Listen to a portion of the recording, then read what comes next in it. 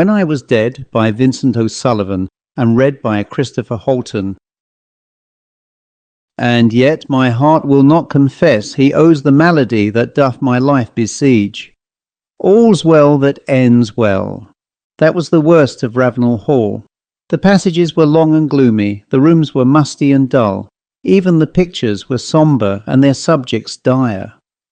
On an autumn evening, when the winds soughed and wailed through the trees in the park, and the dead leaves whistled and chattered while the rain clamoured at the windows, small wonder that folks with gentle nerves went a-straying in their wits. An acute nervous system is a grievous burden on the deck of a yacht under sunlit skies. At Ravenel, the chain of nerves was prone to clash and jangle, a funeral march. Nerves must be pampered in a tea-drinking community, and the ghost that your grandfather, with a skinful of port, could face and never tremble, sets you in your sobriety sweating and shivering, or becoming scared, poor ghost of your bulge eyes and dropping jaw, he quenches expectation by not appearing at all. So I am left to conclude that it was tea which made my acquaintance afraid to stay at Ravenel. Even Wilvan gave over, and as he is in the Guards and a polo player, his nerves ought to be strong enough.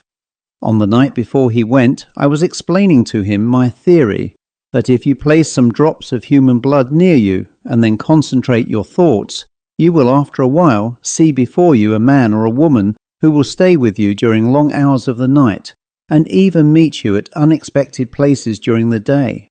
I was explaining this theory, I repeat, when he interrupted me with words senseless enough which sent me fencing and parrying strangers.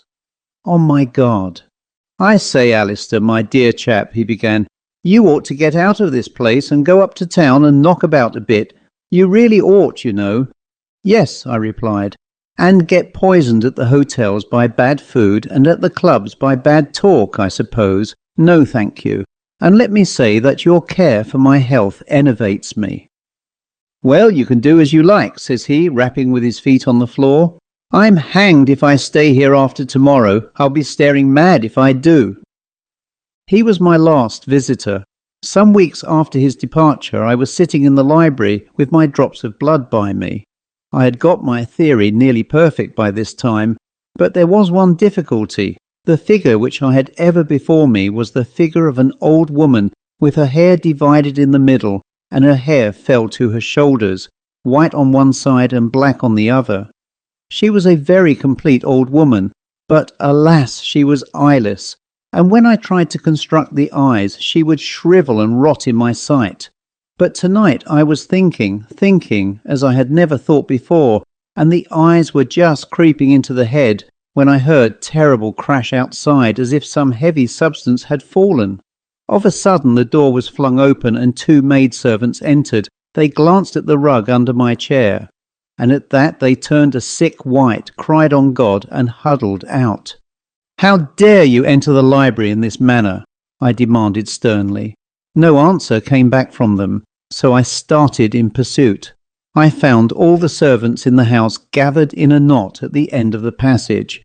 "Mrs. Pebble," I said smartly to the housekeeper, "I want those two women discharged tomorrow. It's an outrage. You ought to be more careful." But she was not attending to me. Her face was distorted with terror. Ah dear, she went. "We had better all go to the library together," says she to the others. "Am I master of my own house, Mrs. Pebble?" I inquired, bringing my knuckles down with a bang on the table. None of them seemed to see me or hear me. I might as well have been shrieking in a desert. I followed them down the passage and forbade them to enter the library. But they trooped past me and stood with a clutter round the hearthrug. Then 3 or 4 of them began dragging and lifting, as if they were lifting a helpless body, and stumbled with their imaginary burden over to a sofa. Old Soames, the butler, stood near. "Poor young gentleman," he said with a sob. "I've knowed him since he was a baby, and to think of him being dead like this, and so young too." I crossed the room. "What's all this, Soames?" I cried, shaking him roughly by the shoulders. "I'm not dead. I'm here. As he did not stir, I got a little scared. "Soames, old friend," I called, "don't you know me? Don't you know the little boy you used to play with? Say I'm not dead, Soames, please, Soames. He stooped down and kissed the sofa. I think one of the men ought to ride over to the village for the doctor, Mr. Soames, says Mrs. Pebble, and he shuffled out to give the order. Now this doctor was an ignorant dog whom I had been forced to exclude from the house because he went about proclaiming his belief in a saving God at the same time that he proclaimed himself a man of science. He, I was resolved, should never cross my threshold, and I followed Mrs. Pebble through the house, screaming out prohibition, but I did not catch even a groan from her, not a nod of the head nor a cast of the eye to show that she had heard. I met the doctor at the door of the library. "Well," I sneered, throwing my hand in his face, "have you come to teach me some new prayers?" He brushed by me as if he had not felt the blow and knelt down by the sofa.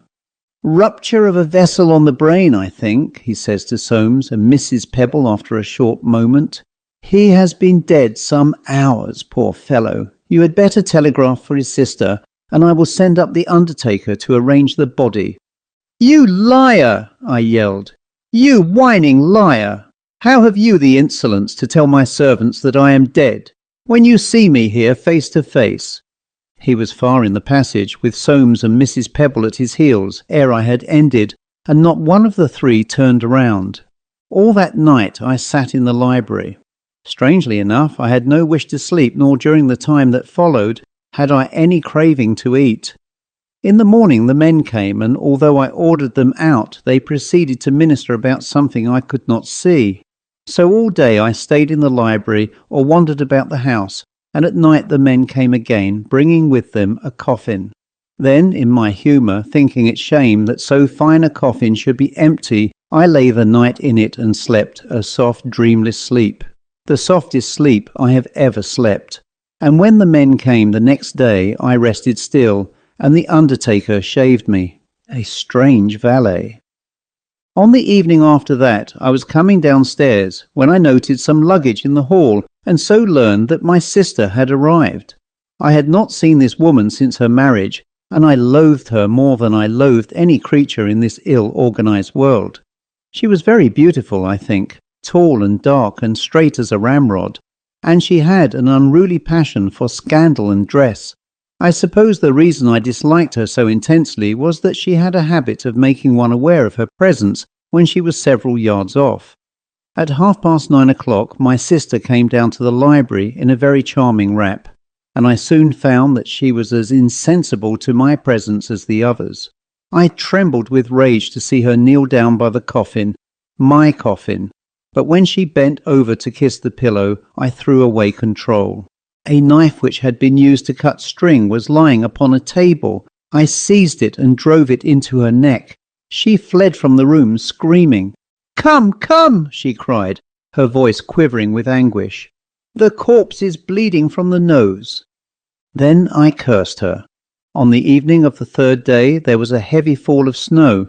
About 11 o'clock I observed that the house was filled with blacks and mutes and folk of the county who came for the obsequies.